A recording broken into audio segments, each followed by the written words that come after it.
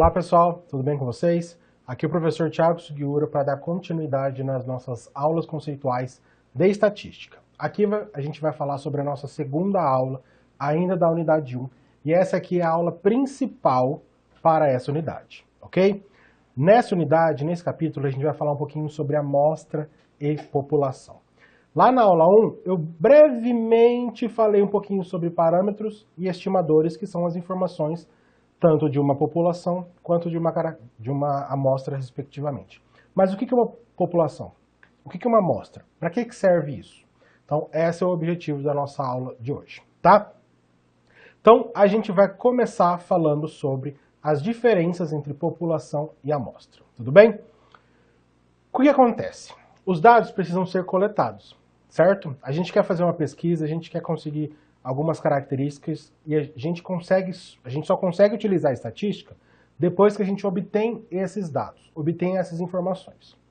No mundo utópico, mundo usual, nós colheríamos as informações de todas as pessoas possíveis que estejam ligadas a essa pesquisa que eu quero fazer.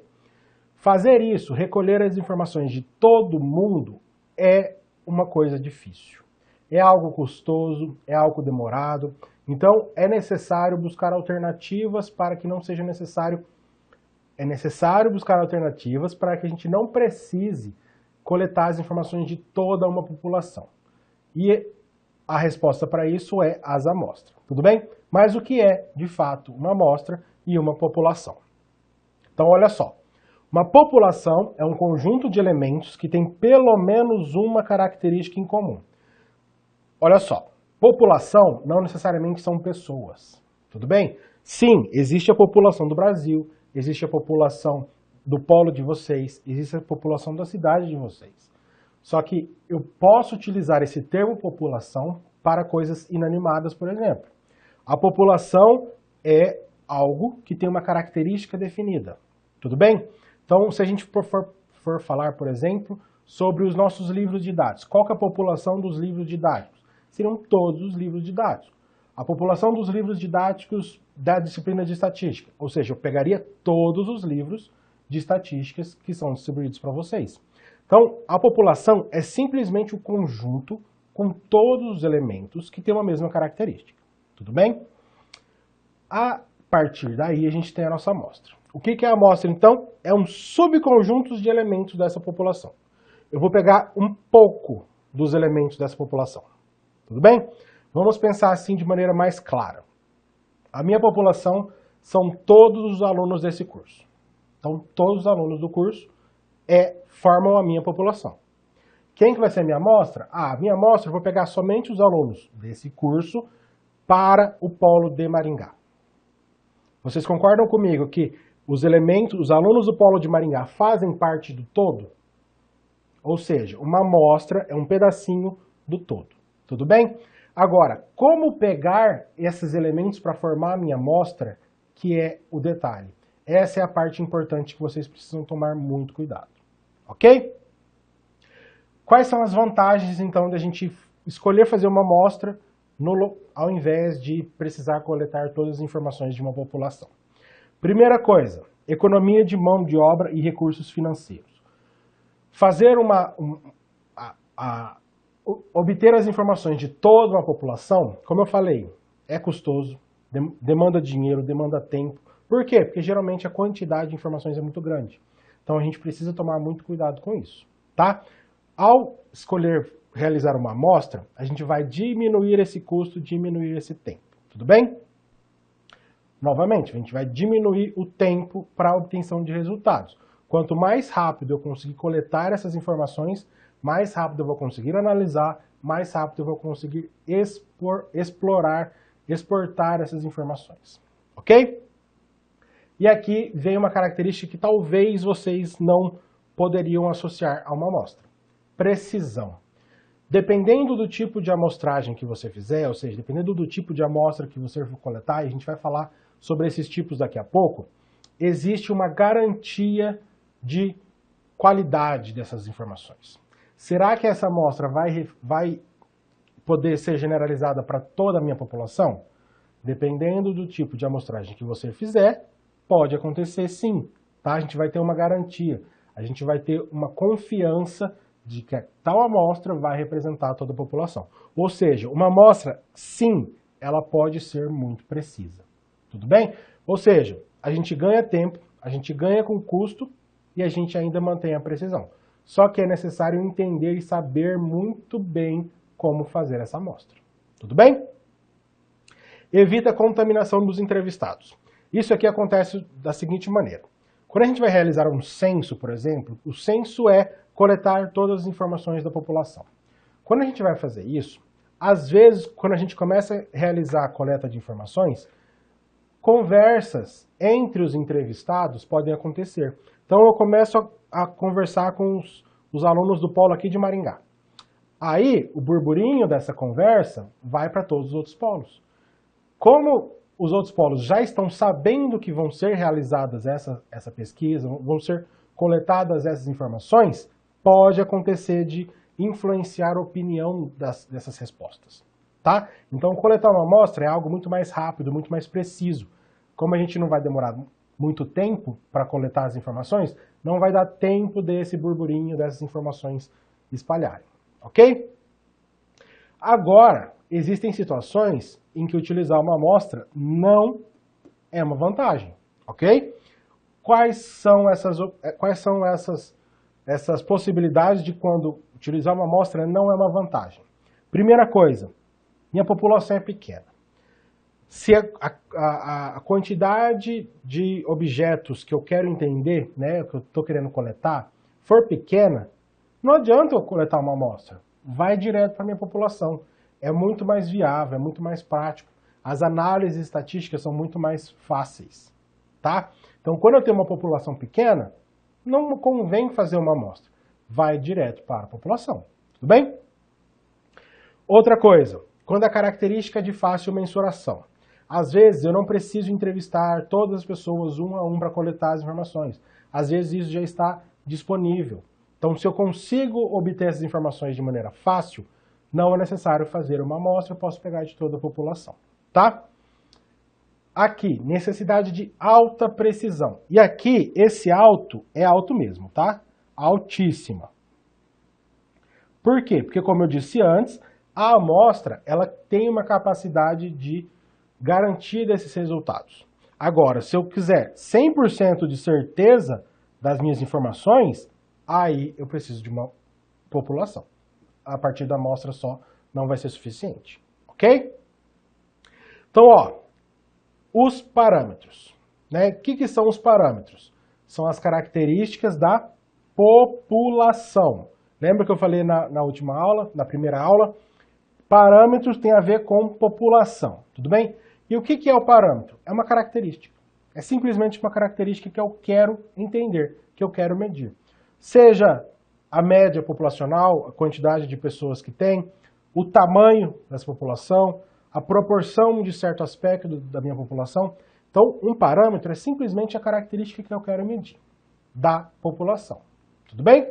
Então, olha só, voltando, o parâmetro é o que eu preciso obter, é o que eu quero obter. Tudo bem? Olha só esse esqueminha aqui, então, para a gente conseguir entender como que funciona a relação entre uma amostra e uma população. Porque até agora eu estou falando que a gente pode utilizar as informações da amostra para extrapolar para a população. Mas como que isso funciona? Então, ó, eu tenho aí nesse círculo a minha população. Então, todos os elementos da minha população estão aí dentro. O que eu faço? Coleto. Ela tem características desconhecidas. Ou seja, os parâmetros dela eu não conheço. Por exemplo, eu quero calcular a média de idade de todos os alunos do curso. Eu consigo? Teria que perguntar para todo mundo. Não tem essa informação. Então, o que eu vou fazer? Vou coletar uma amostra. Então, ó, aqui dentro, vocês estão vendo que ela está inteiramente dentro da minha população. Eu coletei uma amostra. Opa! Coletei uma amostra, tem as informações da minha amostra. O que eu vou fazer agora? Eu vou analisar essa amostra. Eu vou interpretar essa amostra. Eu vou utilizar métodos estatísticos dentro da minha amostra. Ou seja, eu vou calcular as características da minha amostra. Se a minha população era todos os alunos do curso e o meu objetivo era entender a média de idade, peguei a minha amostra, por exemplo, aqui o polo de Maringá. O que eu vou fazer? Eu vou calcular a média de idade dos alunos de Maringá. Aí beleza, eu quero extrapolar para toda a população. Então esse é o objetivo. Essa aqui é a estrutura. Eu tenho minha população, que eu não tenho todas as informações dela. Eu pego uma amostra, a partir dessa amostra eu calculo as informações que eu preciso ali, aí eu consigo uma maneira de extrapolar essas informações. E aqui que entra a inferência estatística. A parte de inferência está justamente nessa parte de extrapolação. Tudo bem? Coletar as informações da amostra, eu vou descrever as informações da minha amostra. A hora que eu quiser extrapolar, aí eu vou precisar utilizar a inferência. Beleza? Aí eu vou conseguir encontrar as minhas características populacionais que eram desconhecidas e agora se tornam conhecidas. Beleza? Então essa é a estrutura básica de uma relação entre uma população e uma amostra. Bom, técnicas de amostragem. Existem dois grandes tipos de técnicas de amostragem, tudo bem? Existem as amostras probabilísticas e as amostras não probabilísticas. Muito atenção nesse não probabilísticas aqui. Uma delas é muito útil, é essencial, quando eu for querer extrapolar as informações. Lembra lá do esquema do slide anterior? Quando eu saía da amostra e ia para a população, para eu conseguir fazer essa extrapolação, eu preciso utilizar uma amostra probabilística. Tudo bem? Vou falar um pouquinho sobre os tipos de amostras dentro de cada uma dessas duas aqui. Tudo bem? Qual que é a principal diferença entre essas duas técnicas? Dentro da amostra probabilística, todos os integrantes da amostra têm a mesma chance de ser escolhidos. Ou seja, não existe um elemento que tenha a mesma chance de ser escolhido do que outro. Por exemplo, nesse momento eu estou gravando aqui de Maringá. Então, é muito mais conveniente, se eu quiser fazer essa pesquisa das idades, olhar os alunos aqui de Maringá. Agora vocês me perguntam, será que os alunos do polo de São Luís do Maranhão têm a mesma chance de serem analisados do que os alunos do polo daqui de Maringá? Não, né? Como eu estou aqui, é muito mais fácil, é muito mais rápido eu coletar as informações daqui do polo de Maringá. Ou seja, essa amostragem que eu fiz não é probabilística, tudo bem? Na amostragem probabilística, todos os integrantes da minha amostra têm a mesma chance de ser selecionados, tudo bem? Na amostragem não probabilística, é exatamente o contrário. Alguns dos elementos da população têm mais chance de serem escolhidos do que os outros. Tudo bem? Os alunos de Maringá têm mais chance de serem escolhidos para pertencer à minha amostra do que os alunos de outros estados, simplesmente pela facilidade que está aqui. Ok? Então, o exemplo que eu estou tomando é uma amostragem não probabilística. Beleza? Bom, dentre as amostras probabilísticas, existem 4, tá? A amostra probabilística aleatória simples, sistemática, estratificada e por conglomerado. Então são 4 tipos de amostragem probabilística. Para as amostragens não probabilísticas, existem 3, tá? Conveniência, julgamento e por cotas. Tudo bem? Vocês estão vendo aí? Então a gente vai falar um pouquinho sobre cada um desses tipos, ok? Vamos começar com as amostragens não probabilísticas, porque elas são as mais simples da gente entender, tá? A primeira amostragem não probabilística é a amostragem por conveniência, que é a amostragem que eu acabei de utilizar como exemplo. A seleção dos elementos da amostra é deixada a cargo do entrevistador. Então é assim, quem que é o entrevistador? O entrevistador é a pessoa responsável para coletar essas amostras, tá? Então sempre quando a gente vai fazer uma pesquisa de mercado, uma pesquisa, o entrevistador é uma pessoa muito importante porque é ele que vai coletar as informações, certo? Dentro da amostragem por conveniência, essa pessoa, o entrevistador, ele é responsável por escolher quais pessoas, quais elementos farão parte da sua amostra. Ou seja, é uma escolha do entrevistador. Todas as pessoas têm a mesma chance de entrarem nessa amostra? Não. Da maneira que o entrevistador definir, ele vai selecionar as pessoas. Tudo bem? Conveniência. Eu estou na parte... O exemplo que eu peguei dos alunos. Como eu estou aqui em Maringá, por conveniência eu vou pegar os alunos aqui de Maringá. Então essa é uma ideia da amostra não probabilística por conveniência. Tudo bem? Basicamente isso. O entrevistador pode escolher quem que vai entrar. Por quê? Porque está mais próximo, porque tem um acesso mais fácil. Ok? A segunda amostragem não probabilística é a amostragem por julgamento. Ela é muito próxima de conveniência. O que acontece? O entrevistador, a pessoa que está coletando os dados, ela vai julgar se a pessoa pode ou não entrar na minha amostra. Como ela vai julgar isso? Depende do entrevistador. Às vezes ele vai julgar com experiência, baseado na experiência que ele tem das pessoas que podem ou não fazer parte dessa pesquisa. Ou seja, a hora que ele julga se a pessoa faz parte ou não, ele está impedindo a probabilidade de todos os elementos serem iguais. Ou seja, é uma amostragem não probabilística. Tudo bem? Então aqui, experiência do responsável, experiência do entrevistador. Beleza? Tranquilo, a amostragem não probabilística ainda está tranquila. Aqui, dependendo do que você for fazer, você não pode fazer extrapolação. Da mesma maneira lá por conveniência, aqui por julgamento, você não pode fazer essa extrapolação para toda a população. Por quê? Porque você não tem a mesma chance de todos os elementos entrarem na amostra. Tudo bem? Mas a gente já consegue, abrindo umas aspas, abrindo um parênteses, o entrevistador tem que ser experiente. Dependendo da experiência do entrevistador, a gente já consegue obter informações relevantes. Ok? Próxima amostragem não probabilística é a amostragem por cotas. A amostragem por cotas, ela chega um pouco a ser probabilística, mas ainda não é. Tudo bem? Ela se aproxima, mas ela ainda não é uma amostragem probabilística. Como que a gente faz? Ela é separada em duas etapas, tá? A primeira etapa, você define categorias. Bom, faixa etária, gênero, grau de escolaridade. Então, eu vou definir grupinhos. Tudo bem? Aí eu preciso de uma quantidade de pessoas por grupo. Aí eu vou lá e julgo, dentro desses grupos, quais pessoas eu vou utilizar. Pelo fato de eu estar julgando, escolhendo a dedo quais pessoas, quais elementos irão fazer parte da minha amostra, isso faz com que não seja uma amostragem probabilística. Tudo bem? Se eu tivesse separado em grupos, aí sorteado, aí já seria uma amostragem probabilística. Tudo bem? O fato de estar escolhendo, julgando quem vai entrar, quem não vai entrar, faz com que seja uma amostra não probabilística. Ok?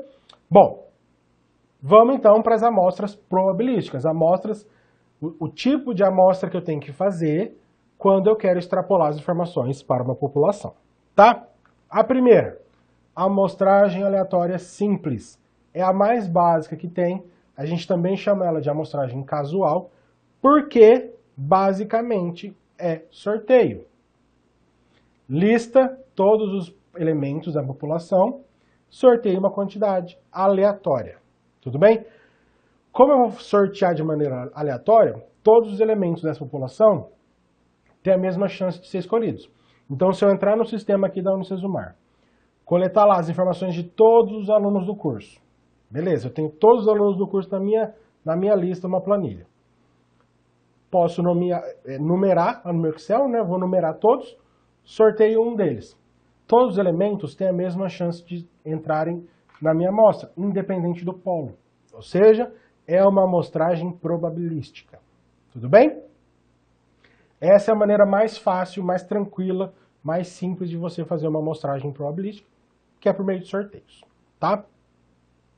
A segunda é a amostragem sistemática. Tá? A amostragem sistemática, ela exige um pouquinho mais de cuidado e é uma outra maneira da gente fazer essa seleção de elementos de uma maneira mais aleatória. Como que é feita, então, a amostragem sistemática? Primeira coisa que a gente tem que fazer é ordenar todos os elementos da minha população. Ordenar e numerar, tá? Então, se eu vou continuar no mesmo exemplo, se eu peguei os alunos do curso, peguei essa planilha com todos os alunos do curso, eu vou numerar de 1 até o final. 1, 2, 3, 4, 5. Eu preciso ter em ordem, todos, tudo bem? Então, a primeira coisa que eu faço é ordenar e numerar todos os elementos da população. Aí o que eu vou fazer? Eu vou sortear o primeiro número, tudo bem? E a partir desse primeiro número, eu vou acrescentar um certo valor e pegar os elementos correspondentes a esse certo valor. Mas que certo valor é esse? É essa razãozinha que é dada aqui. Tá? A gente chama de fator. Esse fator simplesmente é dividir a população de todos os alunos dividido pelo tamanho da minha amostra. Então, se eu tenho 5.000 alunos no curso e eu quero uma amostra de 100 alunos, vou fazer 5.000 dividido por 100. Tudo bem? Então, esse fator vai ser importante, porque eu vou pegar meu primeiro termo, vou sortear o meu primeiro indivíduo, aí eu vou aplicar esse fator e vou ir somando. E o valor que der vão ser os elementos da minha amostra. Vamos ver um exemplo, olha só. Eu tenho uma turma com 32 alunos, tá? 32 alunos e quero uma amostra de 5 alunos. Tudo bem? Então, ó, o N maiúsculo da minha população é 32 e o N minúsculo é 5. Quem que é o meu fator? 32 dividido por 5. Olha o resultado aí. Deixa eu apagar para vocês verem melhor. Eu escrevi por cima, ó. 32 dividido por 5 dá 6,4. O que a gente vai fazer? Arredondar o valor para baixo. Nosso fator é o 6, tá? Então, olha só. Esse número 6 aqui é muito importante. Esse fator é muito importante porque olha só como que eu vou fazer. O fator é o 6, certo? Então, eu vou pegar um elemento entre 1 e 6. Então, eu tenho lá, primeiro elemento, segundo elemento, terceiro elemento, quarto, quinto, sexto, sétimo, oitavo, nono, e assim por diante até o 32º, certo? Como o meu fator é 6, dentre esses 6 aqui eu vou sortear um. Sorteia um desses ao acaso. Por exemplo, sorteamos o 4. Então eu sorteei o 4. O que eu vou fazer? Eu vou pegar o 4, aí eu vou somar o meu fator que é 6. Opa, meu fator é o 6, então o próximo é o número 10. Opa, é o 10 que está aqui. Então esse aqui eu vou pegar. Vai fazer parte da minha amostra. Qual que é o próximo? 10 mais 6. Isso, 10 mais 6 é o 16. Então o próximo elemento que vai ficar é o que está na ordem 16. E assim por diante. Então todos os meus elementos serão esses aqui. Como esses elementos haviam sido numerados e ordenados e numerados, cada um estava representando uma pessoa. Então esses são os elementos da minha amostra. Tudo bem? Então a amostragem sistemática é uma maneira um pouquinho diferente da gente selecionar valores ao acaso. Beleza? Terceiro tipo de amostra probabilística, é a amostra estratificada. Atenção aqui, pessoal. Estratificada vem da palavra stratus, que é simplesmente grupos. Vamos considerar grupos, tudo bem? O detalhe desse tipo de amostragem é justamente isso aqui. Por quê? Porque a gente vai separar a nossa população em estratos. Olha só. A gente vai dividir essa população em estratos, que serão os grupos, e dentro de cada grupo, atenção aqui, ó. Dentro de cada grupo, os indivíduos precisam ser semelhantes entre si. Semelhantes entre si.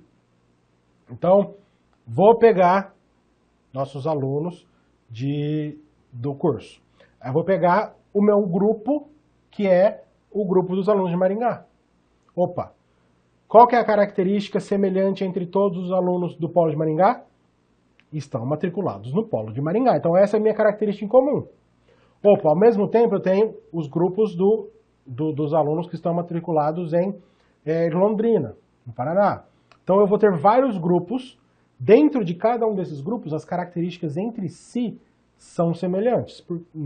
Nessa nossa situação, a característica é que eles fazem parte do mesmo polo. Ok? Então, essa é a ideia. O que eu vou fazer depois? Vou sortear alunos de dentro de cada uma dessas características. Tá? Sortear alunos de dentro de cada um desses grupos. Sortear. Para ser uma amostragem probabilística, eu preciso fazer um sorteio. Tudo bem? Dentro da amostragem estratificada tem um detalhe, tá? A quantidade de elementos dentro de cada grupo influencia, tá? Olha só essa situação, esse exemplo aqui.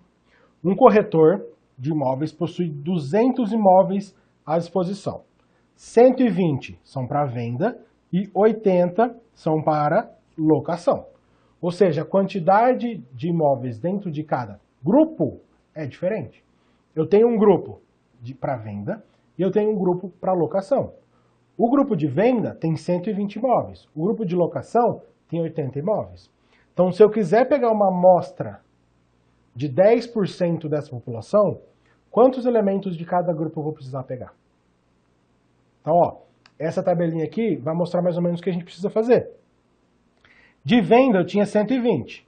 De locação eu tinha 80. Como a minha amostra é de 10%, eu vou pegar 10% desse aqui, deu 12, vou pegar 10% desse aqui, deu 8.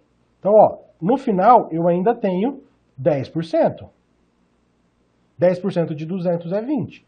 Eu tenho a quantidade de elementos necessários conforme a minha determinação. Só que a quantidade de elementos foi diferente dependendo do tamanho do meu grupo. Tudo bem? Então, essa aqui também é conhecida como amostragem estratificada proporcional. Por quê? Porque a quantidade dos elementos dentro de cada grupo eram diferentes. E isso vocês precisam ficar bastante atentos. Beleza?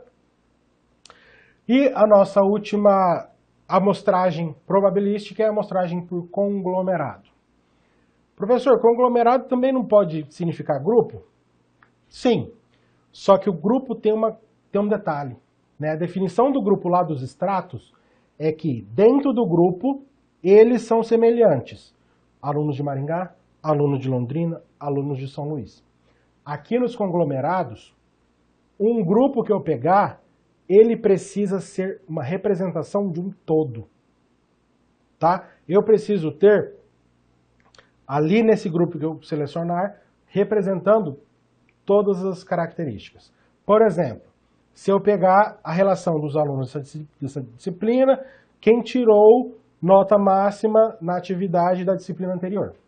Beleza, eu fiz a relação de quem tirou nota máxima. Opa, certeza que tem gente de Maringá, gente de Londrina, gente de São Luís, gente de todos os locais. Ou seja, esse grupo está representando o todo. Tudo bem? Então essa é a diferença. Cada grupo representa o todo. Quando que isso é muito visível?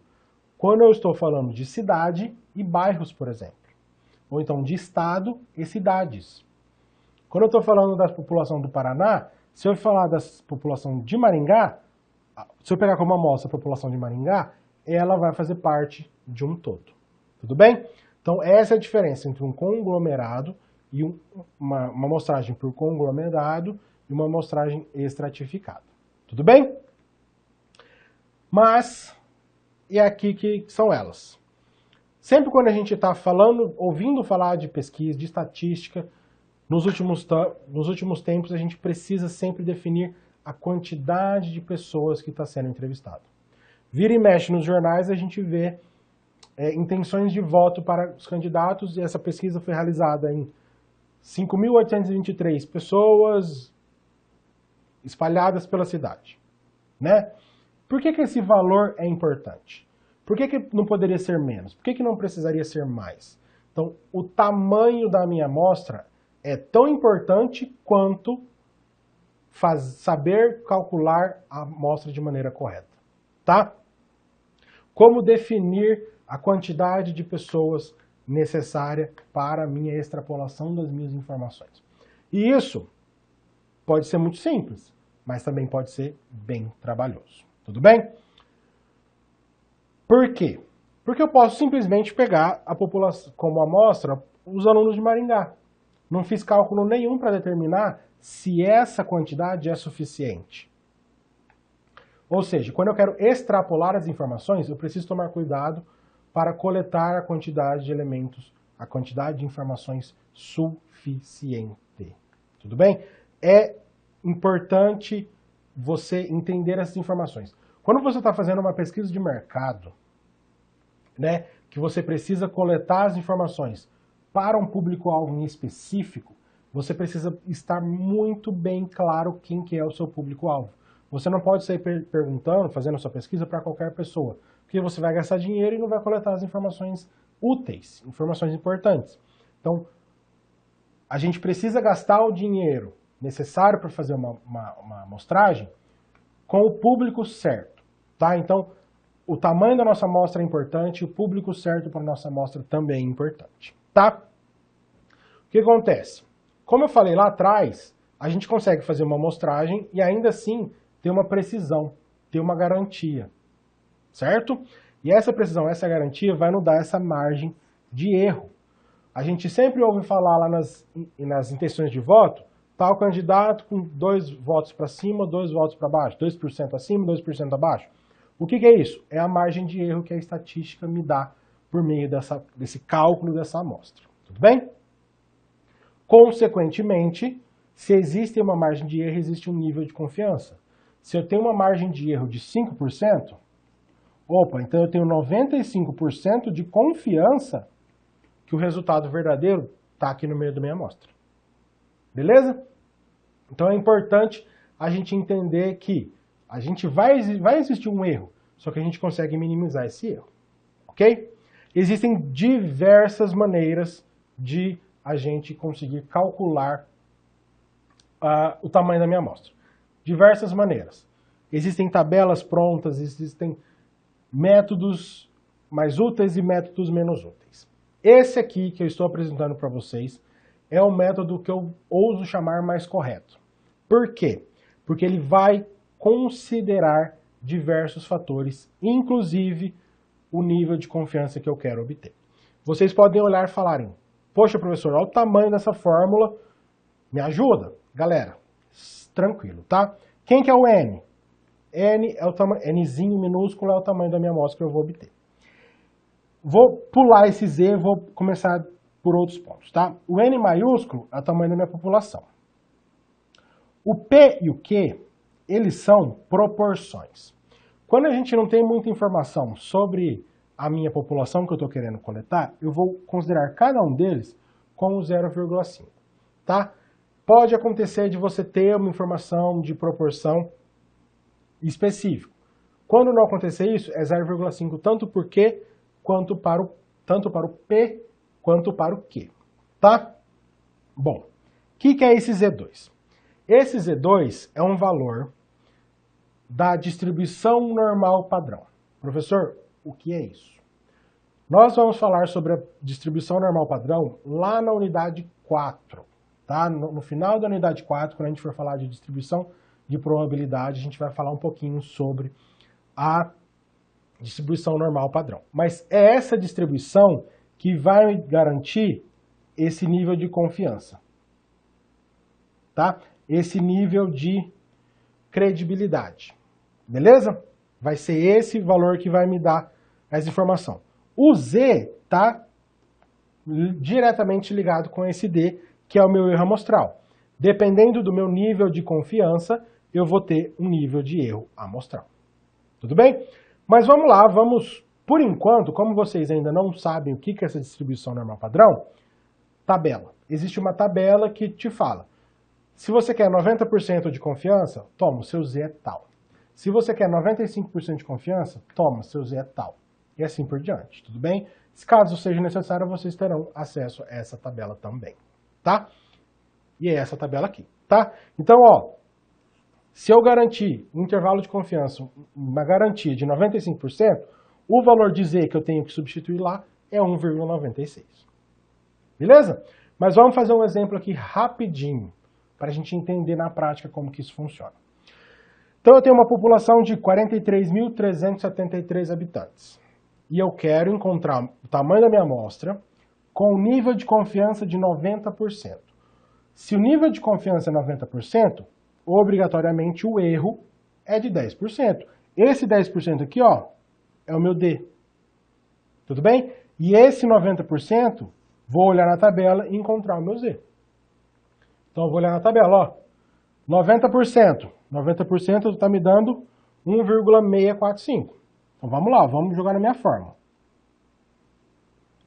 Quem que é o meu Z? É esse valor aqui. Então, vai ficar 1,645 ao quadrado, vezes, eu não tenho nenhuma informação de proporção dessa minha população, ou seja, vou usar 0,5, tanto para o P quanto para o Q, tá?